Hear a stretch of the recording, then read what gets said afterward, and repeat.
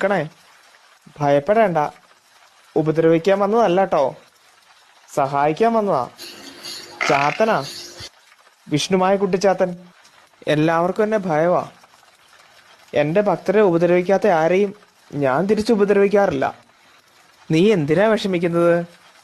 നീ ഒത്തിരി വിഷമങ്ങളിലും ഞെരുക്കങ്ങളിലും ഒക്കെ ആണല്ലേ. എല്ലാം ഞാൻ അറിയുന്നുണ്ട്.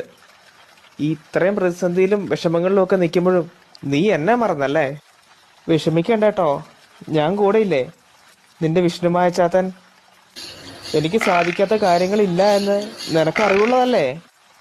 വാ, നീ എന്റെ അടുക്കലേക്ക് വാ. നിന്നെ ഞാൻ സംരക്ഷിക്കാം. എല്ലാ പ്രതിസന്ധിയിൽ നിന്നും നിന്നെ ഞാൻ കരകയറ്റി തരാം.